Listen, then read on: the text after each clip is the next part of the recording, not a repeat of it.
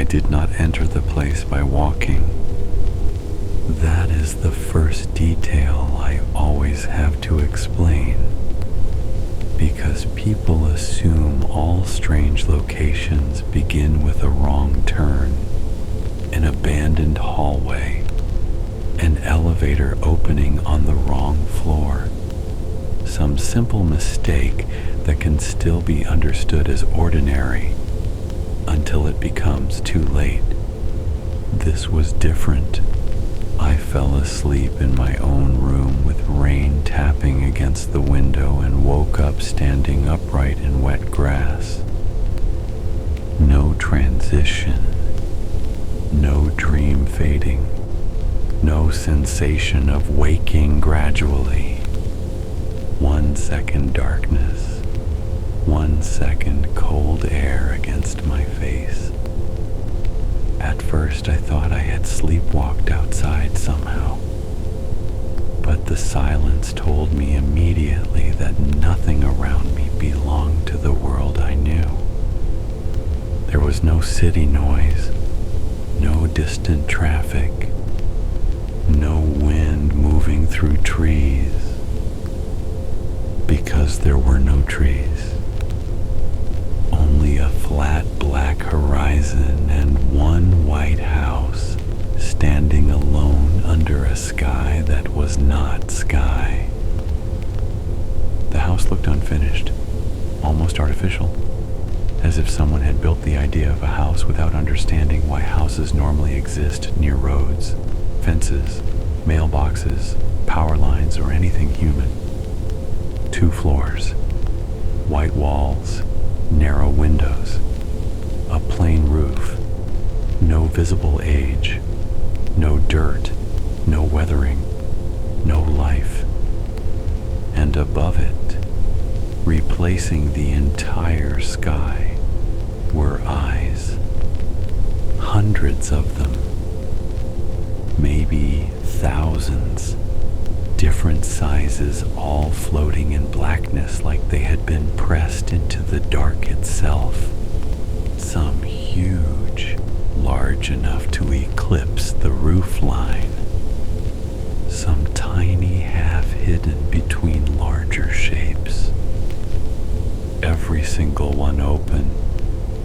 Every single one pointed downward, watching the house. Not me. The house. That was what frightened me first. If something that vast ignored me and focused entirely on one structure, then that structure mattered more than I did. And I was standing 10 meters from its front door. The grass under my shoes was damp but too short, too even like synthetic fibers rather than natural growth. When I crouched and touched it, it bent without resistance and returned upright immediately, identical in every direction. Nothing smelled right either. Grass should smell alive. This smelled faintly of dust and old drywall. The front door stood slightly open. I did not touch it at first. I walked around the building instead. The windows reflected nothing. No eyes. No sky. No me. Only darkness inside. The side wall had no cracks, no drain pipe, no foundation marks. It looked less built than placed. At the back there was another door, also white, also closed, also with no handle. That made me return to the front. The eyes above never blinked. That was worse than movement. If they had blinked, I could imagine something biological. The stillness felt deliberate. A surveillance older than biology. pushed the front door. It opened without sound. Inside was a narrow hallway lit by a pale yellow ceiling lamp. Wallpaper cream-colored. Floorboards too clean. Air warmer than outside, but stale. The house interior felt larger than the exterior allowed. The hallway extended deeper than the structure should physically contain. Doors lined both sides, 6 on the left, 4 on the right. At least from where I stood. That alone should have made me leave. Instead, I stepped inside because outside felt worse. The moment both feet crossed the threshold, the front door shut behind me. Still no sound, not even latch movement. I turned immediately and pulled. Locked. No handle now. Just smooth painted wood. The hallway light hummed faintly overhead. The first door on the left opened into a living room containing only one chair. Wooden, facing the wall. Nothing else. No table. No carpet. No dust. The wall the chair faced had faint scratches arranged vertically like fingernails dragged repeatedly over years. The second room contained a kitchen, white cabinets, empty shelves, sink with no tap, a plate already sitting on the counter. On the plate was a single eye, human-sized, wet, fresh, black pupil centered upward as if staring directly at the ceiling. I stepped back before I could think whether it was real. The third room was a staircase leading upward. Too steep. The angle wrong enough that climbing it looked physically unsafe. The fourth room was empty except for wallpaper that did not match the rest of the house. Tiny repeating eyes in pale gray, almost invisible unless viewed from the side. I stopped there because I heard movement upstairs. Not footsteps. A slow, dragging sound, like something soft being pulled across wood. Then silence. Then a single knock from above. 3 taps. Pause. 3 taps again. I looked up the staircase. Nothing visible. But the sound repeated. Slightly farther down the upper hallway, as if whatever produced it had moved. The house was inviting attention. That realization arrived slowly but clearly. Every sound happened only after I paused, as if the structure waited until I focused before continuing. I ignored the stairs and kept walking down the main hall. The corridor did not end where it should have. It stretched. Every 10 steps, the far wall remained equally distant. The house exterior I had circled could not contain this length. I counted doors. 12, 17, 23. All white, all identical. At door 26 I turned around. The front entrance was gone. Only more hallway. Perfect symmetry. No visible beginning. That was when the first eye appeared inside, embedded in the wall beside a door handle. Small, blinkless, wet. It opened slowly as if the plaster had grown eyelids. I backed away.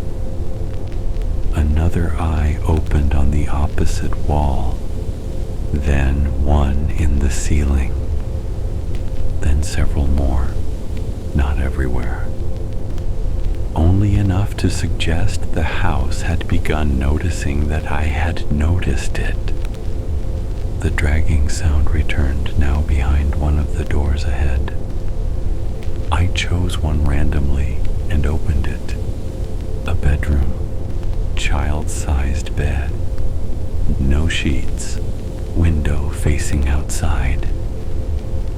But outside there was no grass anymore. Only more windows, rows of them. Endless exterior walls of identical houses standing impossibly close together, all facing inward toward each other with no space between. And behind every window, darkness except one. In one upper window directly opposite mine, someone stood. A silhouette, still, watching. Its face invisible, but its posture wrong. Too rigid, too centered. Like a figure learning how humans stand by studying them from a distance. I closed the curtain instinctively. There was no curtain rod. The curtain had not existed a second earlier. I stepped back from the window, then noticed the bed. Something lay beneath it, not moving. A hand, human hand. Pale fingers curled against the floorboards. I crouched slowly. There was no body attached, just the hand, severed cleanly at the wrist, palm upward. In the center of the palm was written one sentence in black ink. Do not look up when the house goes dark. The ceiling light died immediately after I finished reading it. Darkness swallowed the room, and from above the ceiling came the first blink. You can hear blinking when something that large closes all at once. A soft, wet pressure through the structure itself. Then another. Then dozens.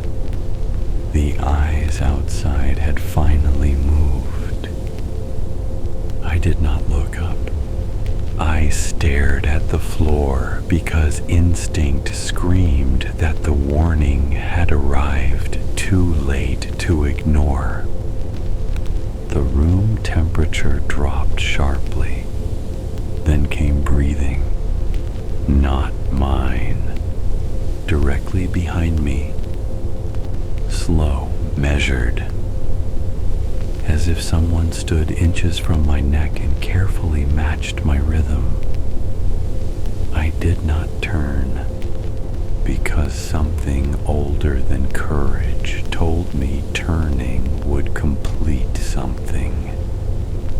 Instead, I moved toward the door slowly. The breathing followed. The floorboards creaked once behind me. Not under my feet. Something shifted weight.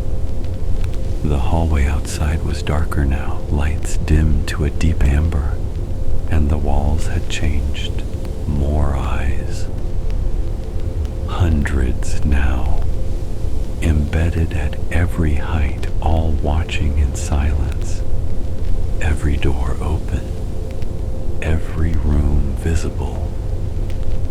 and inside each room stood a figure, same silhouette, same height, same stillness as the one from the opposite window, waiting, not entering the hall, just watching me decide where to go.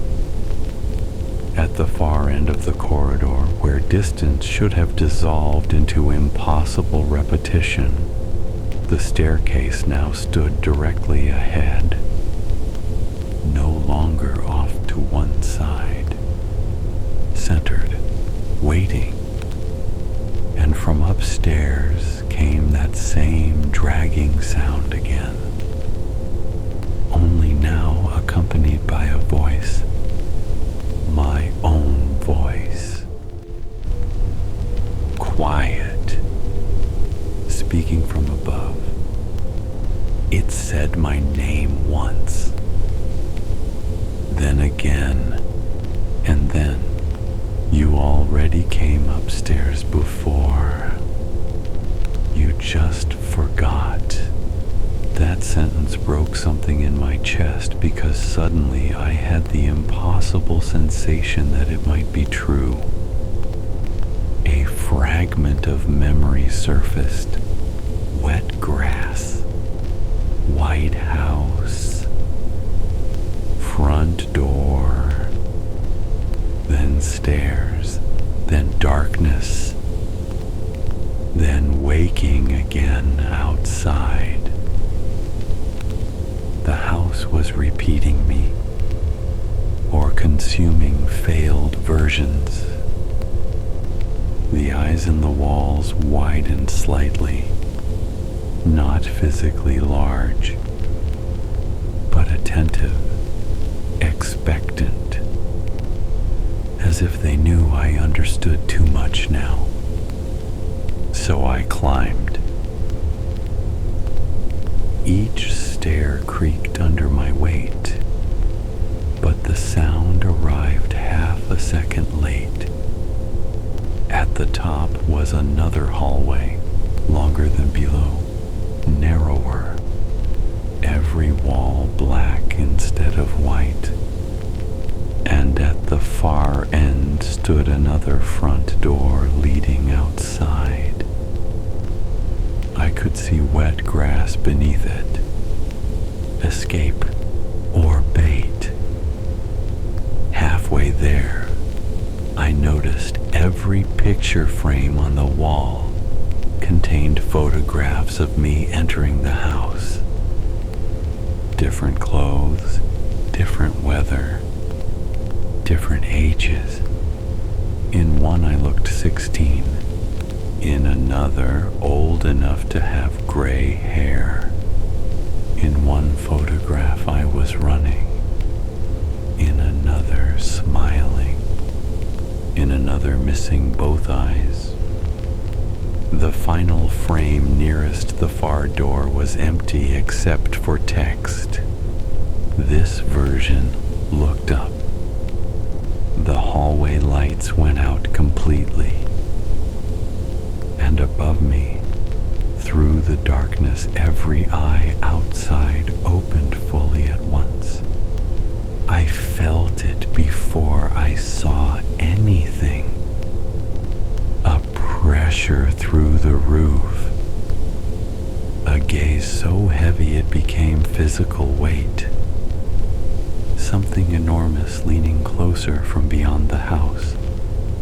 I kept my eyes forward, toward the door, toward the grass, toward whatever lie waited there.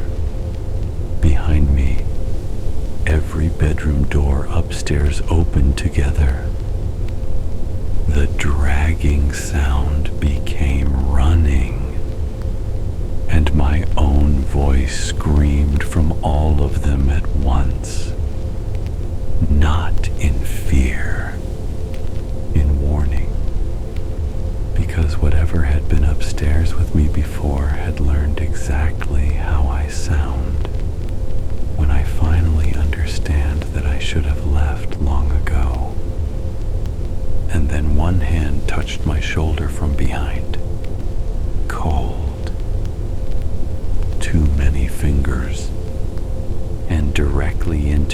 ear, my own voice whispered, "This house is only here when something outside wants help watching." When the hand touched my shoulder, I did not turn because every instinct left in me understood that the thing behind me did not want movement. It wanted confirmation. That is what places like that feed on first, not fear, recognition. The fingers stayed there for 3 seconds, cold and narrow, pressing just hard enough for me to count them. 6, then 7. One finger slid slightly lower as if adjusting grip, and I understood there were more joints than a hand should contain. My own voice whispered again, softer now, almost patient. "Do not run until the hallway breathes." Then the hand vanished. Not released, vanished. No footstep followed. No sound of retreat. Just absence. The darkness above me thickened, but the far door remained faintly visible. A pale rectangle at the end of the corridor, like the idea of escape held together by weak light. I kept walking, slow, measured. Every frame on the wall beside me reflected nothing now. The photographs were gone. Only black glass remained, and in each pane I could see movement that did not match mine. Versions of me at different distances. One walking beside me, one standing still, one already behind me. When I reached the final frame before the door, the glass cleared for half a second and showed something new. The room I had woken in the night before. My own bedroom. Rain against the window. My bed empty. And standing beside it, looking down at the mattress, was a figure wearing my face. Not exact, not complete, but close enough that the difference felt like insult. The mouth was too calm, the posture too practiced, the eyes fixed on the bed as if waiting for someone who had already failed to return. The image vanished. I touched the far door. The handle was warm, warmer than human skin. I turned it slowly. The door opened outward, wet grass again. Black sky. The same white house outside. Only now I was looking at it from the second floor, and the geometry made no sense because the house I stood inside had only 2 floors, yet the door opened directly onto ground level without stairs. The grass beyond the threshold shifted slightly. Not wind, something beneath it. A ripple, like pressure moving under artificial earth. The eyes above were larger now, closer, their pupils enormous, swallowing most of the white. They still did not blink together. Each one moved independently, scanning the roof, windows, and every edge of the house like a system too vast to focus on one point for long. And for the first time, one of them turned directly toward me. A massive eye above the roofline, pupil widening, centering. The sensation hit immediately. Not fear, exposure, as if every thought I had ever tried to hide suddenly stood outside me in plain view. My knees nearly failed. The voice behind me returned, no longer whispering. Now, the hallway breathed. I felt it. The entire corridor behind me inhaled. Walls tightening inward slightly. Air rushing past my ears. Doors flexing. The house itself pulling breath like something alive. And then the exhale came as a violent pressure wave. Every door upstairs slammed shut at once. The black frames shattered. Glass exploded down the corridor. And from behind me came running. Not one set of footsteps. Many, dozens, versions of feet striking wood in uneven rhythm. I ran out through the door and into the grass. The ground felt wrong immediately, too soft beneath the surface, like thin soil stretched over something elastic. Every step sank slightly and rebounded. Behind me, the house emitted a sound like wood bending under impossible pressure. I looked back only once. The upstairs doorway where I had emerged was gone. No second floor door existed anymore. Only white wall and narrow windows. But inside those windows stood figures. Every window contained one. All shaped like me. Some missing details. Some too tall. Some leaning at impossible angles. All watching through glass that reflected none of the eyes above. And one of them lifted a hand, a gesture not of farewell, of counting. One finger raised, as if marking the current attempt. The grass ripple returned ahead of me, faster this time. Something moved beneath the field in straight lines, changing direction too sharply to be natural. I stopped because I realized there was nowhere to run. The house sat alone in infinite darkness. No horizon landmarks, no stars, no moon, only eyes and flat black beyond the artificial field. Then I noticed something far to the left. Another house, white, same size, same shape, half hidden in darkness. And farther behind it another, and another, rose. A neighborhood of identical houses stretching outward where nothing had been moments earlier. All under the same sky of watching eyes. And every house had windows occupied by silhouettes. Some motionless, some pacing, some pressing palms against glass.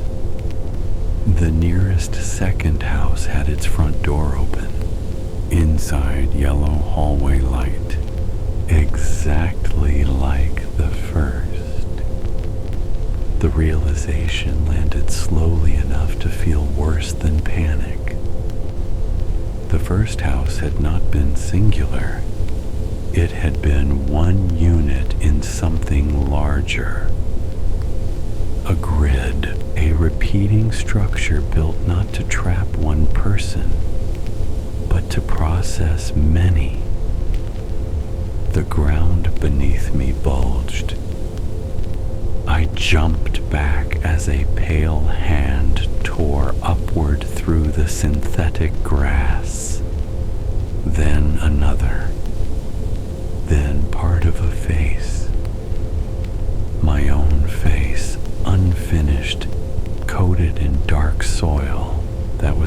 soil at all, but shredded wallpaper and black fibers.